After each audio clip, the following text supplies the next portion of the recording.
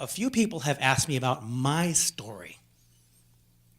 How did I get to be 35 years old without realizing there was this thing called Asperger's? Is this a common question amongst you? Okay, so I'll spend a few minutes on it. My entire life, as long as I can remember, I was always on the outside looking in. I was bullied from 5 years old to when I was a sophomore in high school. Some of it was physical. There were 3 boys all through kindergarten who every day weren't satisfied until they pushed me down repeatedly on my way home. And when they were satisfied, they let me get up and walk home. Did I say anything? No. Why? Probably because during that time, all I wanted to be was home. And I just did whatever I needed to get home and stay home. At any given time, if I had friends, it was friend. One friend. I remember a period of time where there was like 2 years where I didn't have any friends. And I was kind of cool with that. You know, I'd go take long walks. I'd read something. I would watch TV. I'd get lost in my imagination. Even now, I really don't have a strong longing to have people around me. And I can do good with person. 1 or 2 people is okay. More than 3, and I start to get anxious. So I won't go to parties. I won't go out to dinner dates. Any public place I need to mentally prepare for. If it's a restaurant, if it's a movie theater, I need to get ready to be there. As we talked earlier about the problems of the space. So much sensory, so much people energy, so many things happening around me. And I always remember the world being so big, so confusing. Academically, I remember spending a lot of time in the classroom just wondering what the heck was going on. Things happening way too fast. The teacher seemed to be talking a foreign language to me, and I'd spend a lot of time, everybody else around me is getting started, doing what they're supposed to be doing, and I would be sitting there frozen, not knowing what to do. And usually another student would look and say that I wasn't doing anything and would either tattle on me, Brian's not doing his work, or saying, what are you doing? And I'll say, I don't know what to do. Oh, the teacher told us to do this and do that, and then I could get started. So usually there was someone else stepping in. But it never occurred to me to speak up and ask. I just thought I was supposed to know what I was doing. And if I didn't know, I figured there's something wrong with me. 9 times out of 10, I'd wait till I would get home and my mom would explain it to me. So I made it through academically by the skin of my teeth. You know, it really wasn't anything that really mattered to me. In high school, it was kind of mediocre. B's, C's, an A here and there if it was a class I really liked. But when I look back at school, it was something I survived. Relationship-wise, in spite of my best efforts, I always managed to tick somebody off. So when I tried to give a compliment, try to give my opinion on anything, it was always inappropriate, unacceptable, rude, and I did not know what I was doing wrong. Nobody ever told me. If I would ask them, their response to me was, you should know that. You're not a child. It's common sense. Nobody offered me any guidance. Even into college, same stuff. Tried to compliment a girl on the way she looked. I thought I was being a gentleman. She thought I was being a pig. I didn't know what I was doing wrong. I tried to make friends. I couldn't connect with them. I couldn't talk about what they wanted to talk about. I wanted to talk about philosophy. They wanted to talk about sports. It was very difficult to find anybody that would embrace me, take me in, and more importantly, mentor me, show me the ropes. When I went into social work, because I'll kind of say that short, after I went through cancer at 18 years old, I hated the world, I was ticked off, I was angry. I had a hard time dealing with that. So my mom connected me with a social worker that helped me get through that. And this man's presence, contribution to my life was so powerful. I thought, I can do that. I can do that for people. So I went into social work. But what do social workers need to be? Social. So when I was going through the master's program, actually the undergrad program, everybody else was meeting and talking and bonding. I was off in the corner reading, studying, people watching. I wasn't social.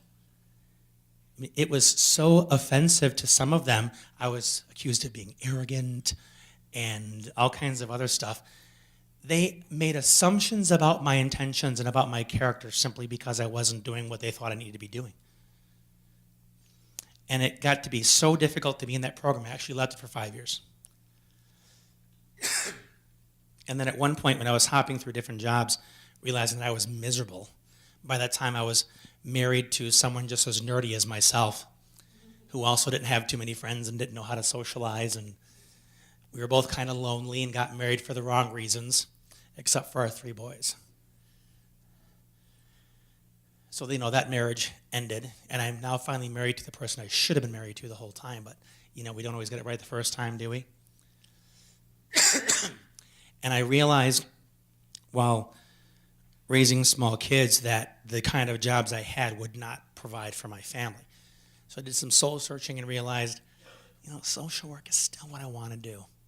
So I made a decision that I was simply going to shut up and do what I was told. So I went back to that school. I started watching people, seeing what they were doing, what they were talking about, so I could just get through it. And I got through it and got my first job.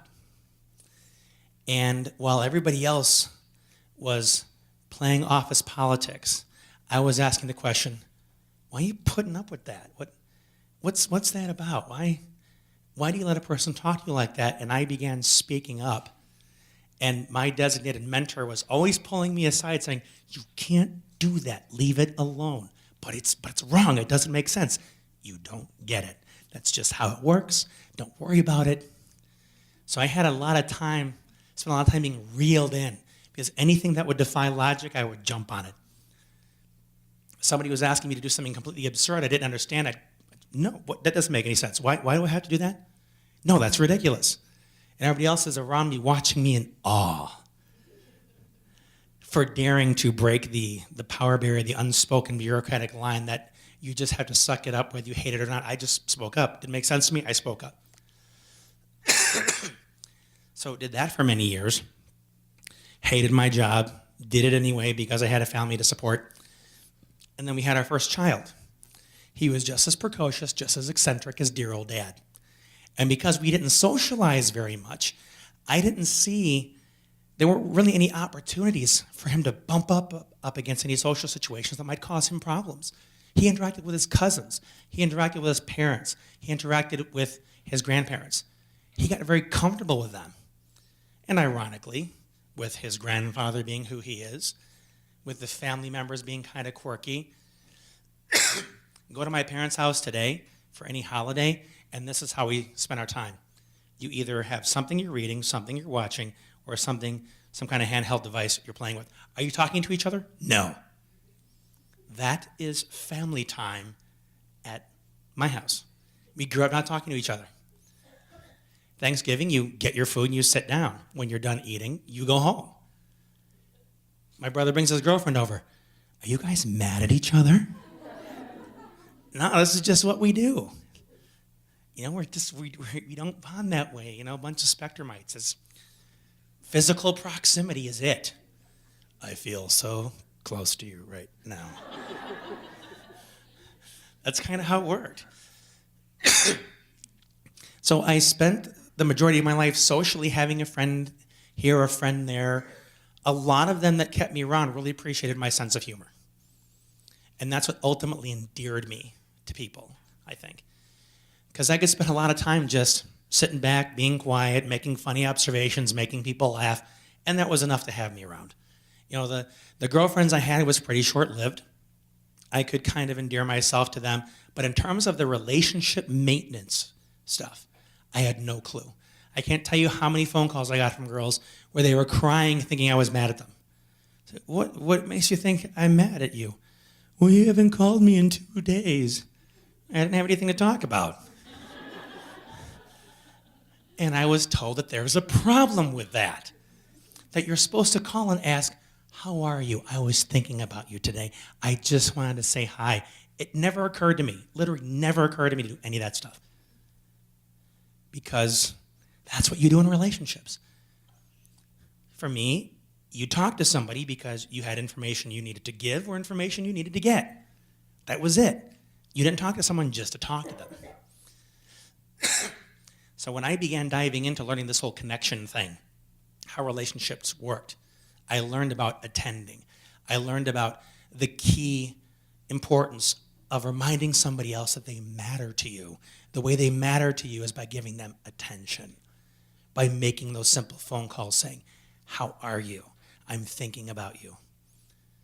I needed to learn that stuff. But once I learned it, it changed everything. It was like magic in helping me connect with other people. So, being married to this wallflower, we didn't socialize much. We had a child together.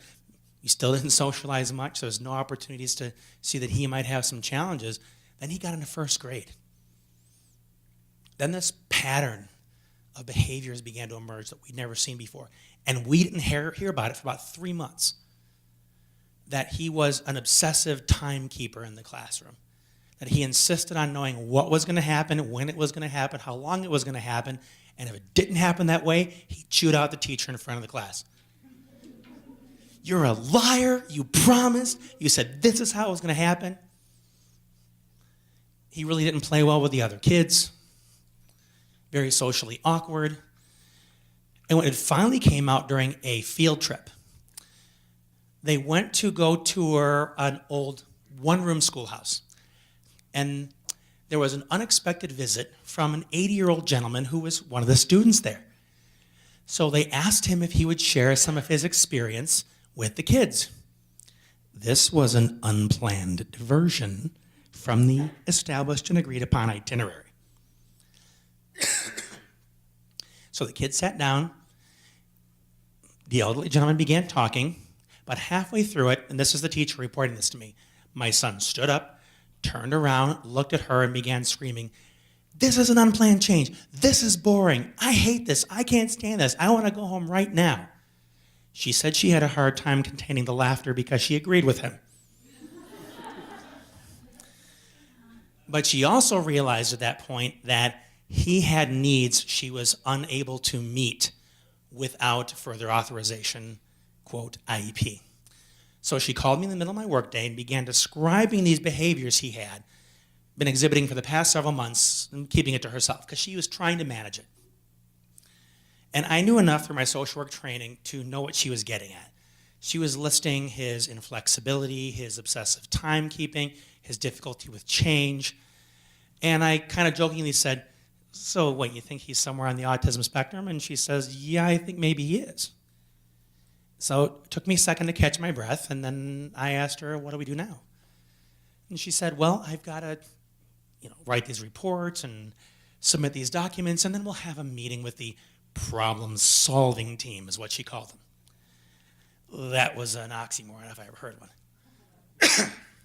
So within about a week or two, we had a meeting with the problem-solving team that consisted of a lot of bureaucrats who never stepped foot in a classroom and the teacher. And while his needs were going more and more unmet, and he was getting more and more anxious in the classroom, and was beginning to have meltdowns, turning the chairs over, threatening physical violence against the teacher and his classmates, running out of the room and trying to run out of the building several times a week. The special ed administrator says, "Well, we have 60 days to do a case study." I said, "He's in crisis today. What are you going to do today?" "Well, the law requires." She's very lucky she was on the other end of the table. She was spouting off her bureaucratic nonsense and was not listening to me, the teacher, and clearly did not see the needs of my child. So I proceeded to take the bull by the horns. I made my own phone calls, got my own referrals, got him assessed, and when I took him into the psychologist's office, he was making no eye contact with her or me. He was walking around the room, touching things, opening things. He picked up a slinky, began spinning it and bouncing on his toes, stuff I never saw him do at home. Because when he was at home, he was within his comfort zone. He was calm, he was focused. He didn't have to do a whole lot of regulation. Took him out of his environment and he was a nervous wreck. And I looked at her and I said, I don't know what he's doing. I've never seen this stuff before. So she's taking her notes, asking me a bunch of questions.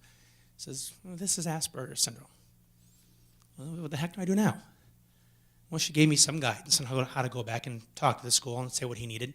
They didn't care. They saw how he was in the classroom. They didn't care why he was that way. They wanted to stop. He needed to be a good little student who submitted as required. Put him on medication, tell him to behave. That was their solution. My solution was to homeschool him before he had permanent PTSD. Okay, so I ended up pulling him out. But in the midst of getting his assessments, we went to the occupational therapist. The occupational therapist says, here, I want you to fill out these forms while I have him go and play in this little jungle gym here, and I'll observe him. I start seeing things like, do you have sensitivity to bright light? Do you cover your eyes when it's sunlight? Do you hate tags in the back of your shirt? Do you have to hold on railings when you go up staircases? And I'm starting to see, is this the adult form or is this the child form? And as I began answering the questions for myself, I turned to her and I said, do you have a second form that I can fill out for myself? Because I think this is me too. And she looked at me and said, don't you already know? Because I guess I was exhibiting a lot of stuff where she figured, how could I not? I was avoiding eye contact. I was turning my eyes away from the bright fluorescent lights. I was touching the walls as I was walking in. I got a lot of this from her later when she felt comfortable telling me what her observations were. But my sensory experience of the world, I had no idea this was not a common experience. This is just how I did life. This is just how I navigated everything. So as this wave of self-awareness started coming in, I made an appointment to see the same psychologist that assessed my son. And I sat there, and I was shaking, and I was really self-conscious. I felt completely vulnerable and totally exposed because I knew what I was getting into was paradigm shifting for my self-concept. And I was trying to look at her, and while I was talking to her, and she says, you know what, you don't have to look at me if you don't want to. And that's when I knew I was talking to somebody who got it and somebody who I could trust. So I just started pouring out my life story, all the difficulties I'd been having ever since I was a kid, the difficulties I was currently having, and she just listened and she pretty much confirmed what I already knew. So at that point, I needed to make a decision about what was this ultimately going to mean for me? Did it have to mean anything? Did I have to take on this label? Did I have to incorporate it into my understanding of who I was? And for a while, I embraced this label Aspie, which is something that community has adopted to remove the stigma of the syndrome for themselves, to embrace the eccentricity that is part of who they are. And for a while, I was a proud Aspie. Even put it on my license plate, Aspie. Put it out there, I was proud of it, I was a proud Aspie. And I spent several years there until it occurred to me one day that although I spent all my life as an outsider, not being able to fit in, not being able to connect with other people, the more I stood behind that label, the more I kept everybody else out. The more I thought Aspie, the more I thought how different I am from everybody else. This is why I'm different.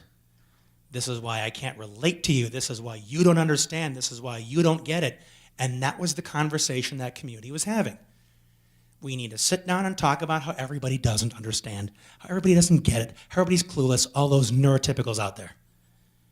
And I realized that very conversation was destructive, it was toxic, it was not a conversation I wanted to have. So at that time, I decided I'm not going to be an Aspie. I'm not going to be a neurotypical. I'm going to be a human being. Because by being a human being, I am connected to everybody. We have the same chronic condition in common, and that is called the human condition. And as long as I understand what that is, understand what we all have in common, that we're all trying to figure it out, none of us gets it, in spite of the wonderful stories we tell ourselves about how much we have it all together. We all have the human condition in common. And as long as I embraced the label human being, there wasn't anybody out there that I couldn't reach out to and connect with, because I let go of that conversation that told me Aspie is who I was and neurotypical is who everybody else was.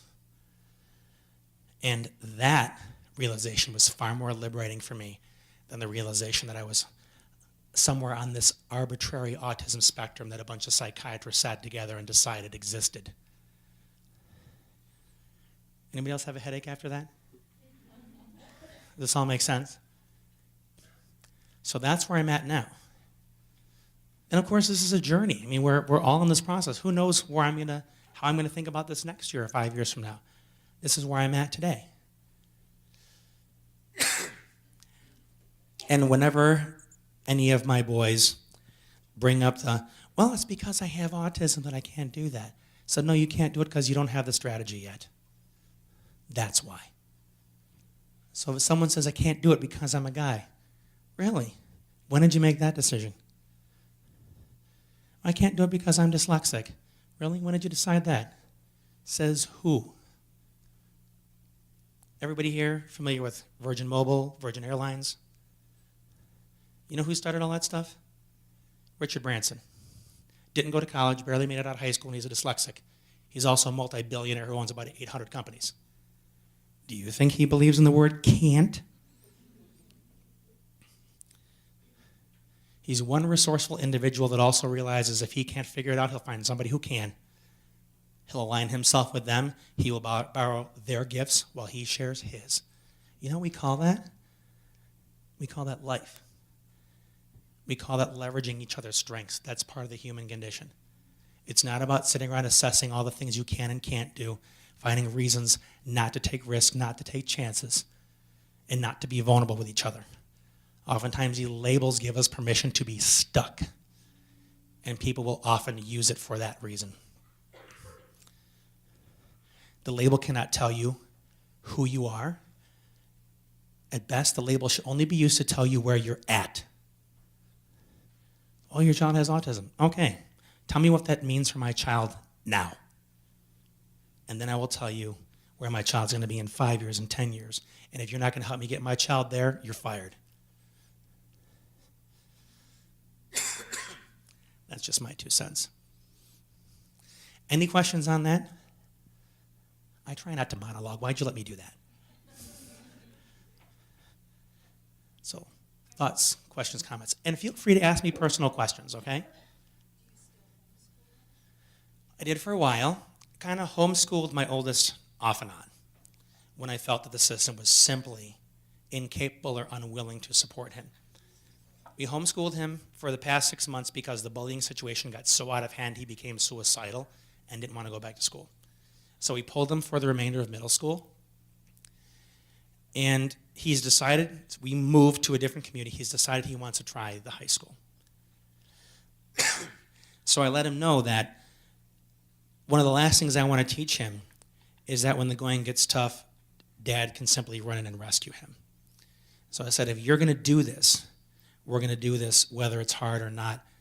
But if I need to begin walking the school halls with him and embarrassing the school staff for not stepping up, that's exactly what I'm prepared to do. And I will bill them for my time. Because I would have to take time away from my clients to do this. And if they doubt me when I show up that day in class, I'll understand I'm serious. And I won't be doing it to be difficult. I'll be doing it to apply leverage, to encourage them to step up and realize they can do more and must do more for him and everybody else that suffers under those circumstances. But I also want to teach him to be more resourceful and more resilient in those circumstances. Because no matter where he goes, there will be bullies. There will be people who hold themselves to a lower standard of personal conduct. I'm sure that you have encountered some of them, yes, in the workplace? People who feel significant by making others feel insignificant. People who would rather connect with somebody else who laughs at their jokes at somebody else's expense instead of realizing that their actual purpose on this planet is just showing everybody else that they matter. Some people, unfortunately, hold themselves to a lower standard. But I teach my kids to hold themselves to a higher standard. I teach them that they are first and foremost role models for how to be a high-quality human being. And anybody can do that. Ask a little bit more of yourself. You don't have to win a trophy. You don't have to win an award. You just have to be a decent human being to everybody else you come in contact with. And that's what I encourage them to do. No label can prevent you from doing that. You can make that choice here, now, in this moment with the person in front of you.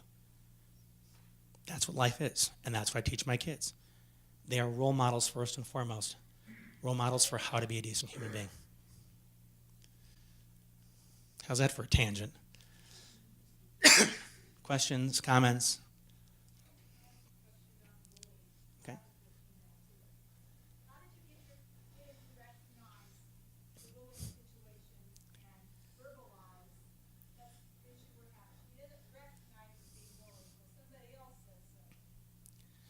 Well, for my son, the bullying wasn't subtle. She asked, how do you get them to recognize the bullying? People were shooting rubber bands in his face. They were knocking books out of his hands.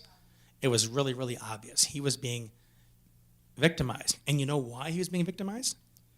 Because he was smart.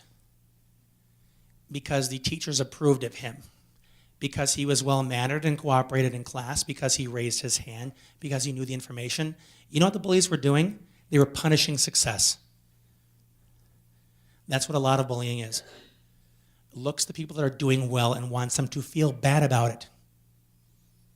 There are too many kids that you meet that say, I don't want to be too smart because people won't like me. How pathetic is that? And yet it happens. But unfortunately, the school dealt with it reactively. Let me know when someone does something, then we'll deal with it one bully at a time. Well, what happens when there are 8 bullies? Then you deal with them, and then other bullies come out of the woodwork. And what was the essential problem there? The essential problem is that character is not part of the curriculum in the school system. The belief that we are put here to attend to others, to be considerate, polite, to use our gifts to help strengthen everybody else's experience and add value to their lives, because that is missing in the classroom is why bullying happens. Period. But because I raised my children to have good character, he was still nice to those kids. He was still nice to everybody else because it didn't make sense to him that you would treat somebody else badly even though they did it to you first. Of course, it really doesn't apply when he's dealing with his brothers, but that's another story. He started it. All bets are off when it comes to siblings. One of the neatest things that did happen when we took him out of school was he said, nobody likes me, everybody hates me, I don't have any friends. When we pulled him out of school, suddenly he was getting emails, he was getting phone calls. Where are you? What happened? You were there one day and then you left. These were kids that were quiet just like him, didn't speak up, didn't stand out, were shy, were a little nerdy, that looked forward to seeing him every day because he was so good to them, because he was funny, because when they were being bullied too, they were certain that when Zach showed up, they'd be appreciated. He was doing all the things he was raised to do, but he really didn't get any feedback on it. So he thought he wasn't being well received. So there were like 3 or 4 kids that reached out to him after that. That changed things for him in terms of how he felt he was valued there. So that has been a significant benefit. I don't know that he really would have connected with these kids on the level that he has if we hadn't pulled him out of school. Because in some ways they kind of took him for granted because he was a constant.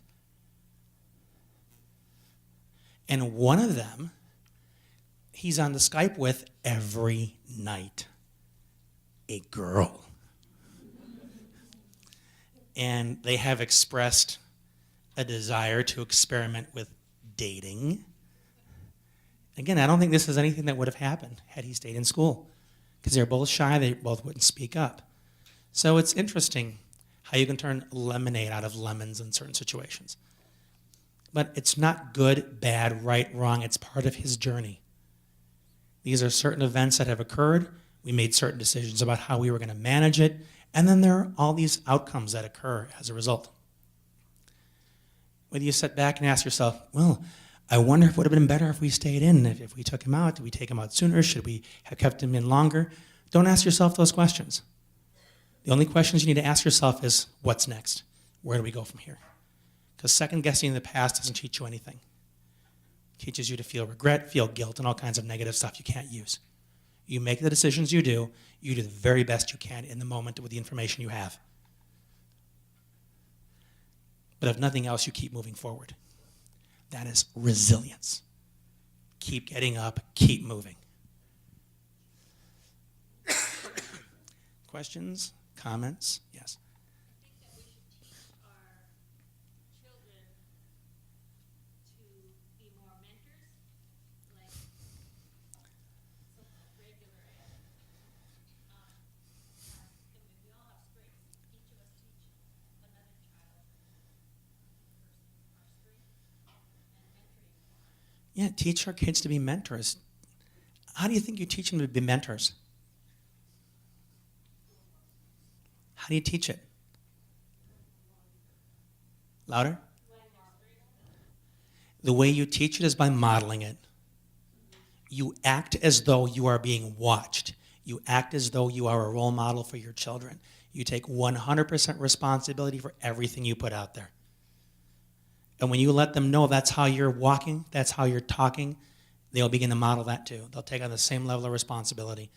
Because you can't be the parent that smokes and does it in front of your kid and says, don't smoke, it's a bad habit. You cannot be a hypocrite and expect your kids to learn anything from you. If you want them to be mentors, be their mentor. If you want to teach them patience, be patient. When you are impatient, call yourself out on it and apologize. I let my kids call me out on my human moments. Because if I hold them to a standard and they see me not doing it, they need to be able to call me out on it. And I'll be darned if I pull the, well, I'm the parent, I can do whatever I want. That's being a hypocrite. When they do call me out on it, I apologize, and I step back up to my higher standard, and I keep going. And because we can have that kind of respect, that open and honest dialogue, guess what they learn to do too?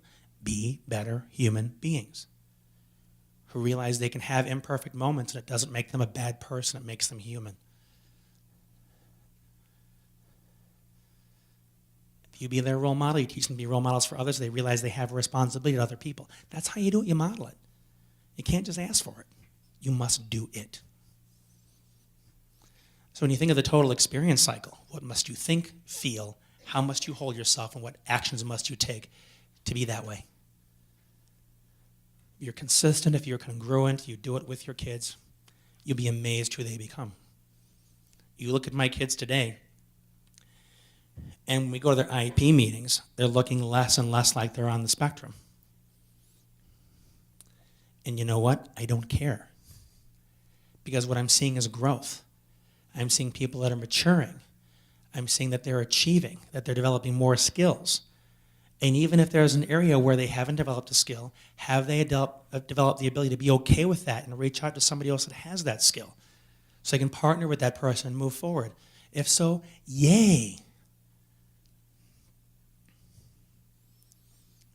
Because part of their recipe for success can't be that they must carry this label the rest of their lives. Because the only label I'm interested in my kids having is human being. I mean, there are some people that are terrified of losing the label because they lose the safety net. I have adult clients that are on disability that have decided that it is too dangerous to grow. I can't develop new skills. I can't go back to school. I cannot risk getting a job that's going to allow me to have more of what I want because the safety net might go away. They decided that certainty and safety is the measure of success. And that's part of the sin of the system. That they set people up to be overly dependent. So when I ask them, I say, what matters more to you?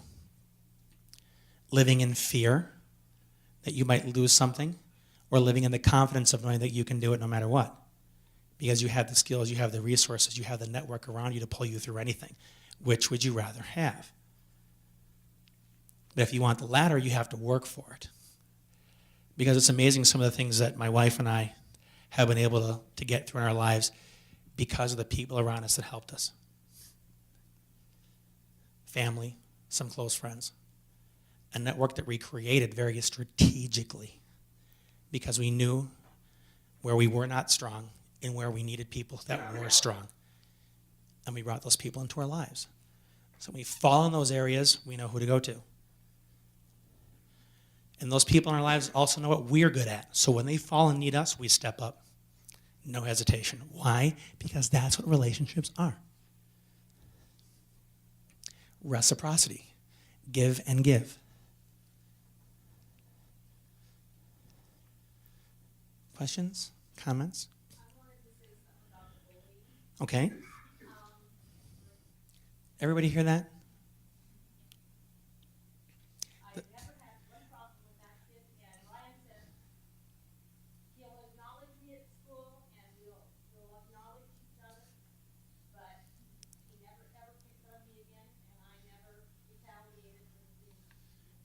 The synopsis is, She adopted a black child at birth. He had a significant hearing loss. He stood out because he was a black kid in an all-white town, all-white school. One kid singled him out to bully him. And when your son decided to retaliate, he and the bully both got kicked out. She took it upon herself to say, well, instead of missing the field trip that you would have attended if you hadn't fought, you're going to spend the weekend together and learn to coexist. You don't have to like each other, but you do need to be decent human beings to each other. And that's what you did. Essentially, right? Were you able to get from your son or this other child what changed in their belief system that allowed that to happen? Part of it was Luke's parents were going through a divorce, and So the other boy's parents were going through a divorce. he was abandoned by his dad. And they just talked, and they just came to an understanding of where each other was in their lives and why bullying wasn't the answer. So in talking with each other, they realized that they both hurt in some way. They found some common ground in the fact that they experienced the human condition similarly. And whereas this other boy was, for whatever reason, chose your son to vent his frustrations on, in some respect, he found somebody else who actually understood him. And I think in some way found some respect in that kindred spirit. Why would you hurt someone that gets you? Because part of connection is feeling gotten, feeling understood. So even though there might not have been enough time they had together to fully connect, they at least had enough time together to realize that, okay, I'm not this freak of nature that everybody's looking at and judging. Because you know when you're really self-conscious and really vulnerable, you tend to feel like all eyes are on you. But in the time those two spent together, brilliant of you to do that, by the way. And it sounds like you allowed for some very deep healing to take place for both of those boys. So congratulations to you for doing that. Just one weekend. And I mean, this was like sixth grade, and I don't know if Blue graduated, but I know they went to high school together. But we never had a problem with that kid or any of that kid's buddies ever since. And there's some line of thinking out there, the whole bullies to buddies idea, that if you just get these kids together, they'll learn to be friends. That won't work in every scenario, because there are some bullies that are just so deeply hurt, they don't trust anybody. They have seen people as just out to wound them or abandon them somehow. Some of these kids have deeper issues that won't be remedied by just having a little powwow. And those are some of the kids that were victimizing my son. Had some serious stuff going on, and they just wanted to punish everybody because they saw people as a source of pain. Fortunately for you, that situation, it really worked out well. So, well done. And then Ryan got bigger and taller and stronger, and we were around him. That's one of the benefits of getting bigger and stronger. In my case, I was kind of tall, but I was skinny, but I also had a dad that taught martial arts in the special forces. So he taught me a thing or two, and a couple bullies pushed me one too many times, and I did one thing one time, and then it got out, don't piss him off. So I don't advocate that as a reaction. Being physical is always a method of last resort. Yeah. So any more questions, comments about that? I mean, I'm almost afraid to dive back into the content because it feels like we're having this moment together.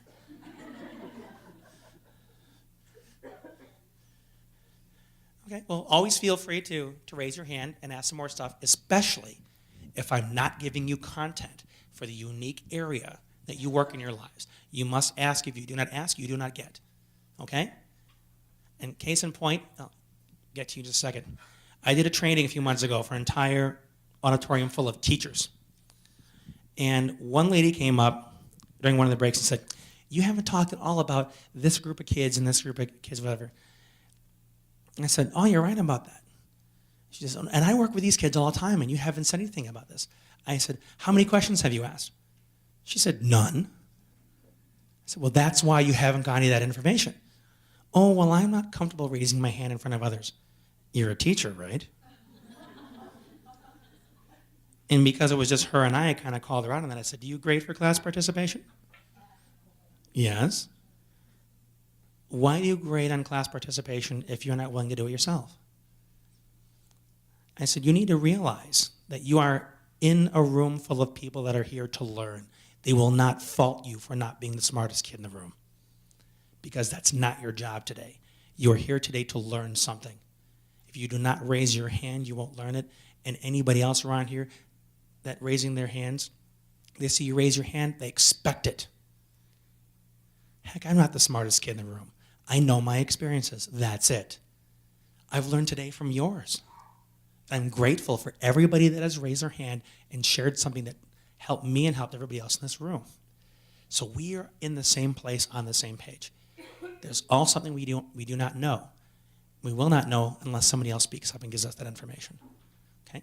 There's a hand over here.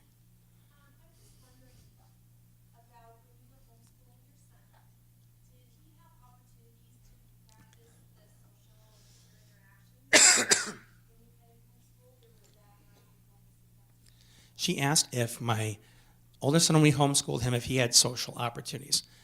See, I locked him in the closet with an iPad and allowed him to watch simulations on YouTube. And that's one of the biggest concerns that people ask, is they think if they're not in that mosh pit of sensory overload called a cafeteria, that kids don't learn healthy socialization. In my personal opinion, the worst place kids can learn socialization is from their peers. Because what do these kids know how to do? Backstab, gossip, criticize. All that dysfunctional garbage. So one of the best things I had in homeschooling is I had quality control. I could ask him, what kind of experience do you want to have socially? What do you want to have happen when you talk to that person? I want to be their friend. Really? How do you do that?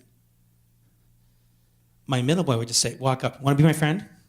Sure. And they'd be the best friends for 5 minutes, as long as they were running around the tubes at the playland. Next thing you know, they're going to be best friends forever. They're going to go to each other's birthday party. They're going to have a sleepover. But as soon as it was time to go home, they forgot about all that. But in order to teach kids competent social strategies, not skills, because dribbling a basketball is a skill, okay?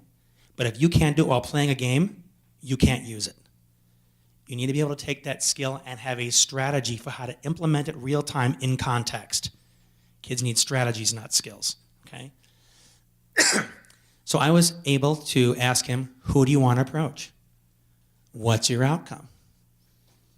You want to connect with them? You want to let them know that you care about them? You want to invite them someplace? Okay, how do you do that?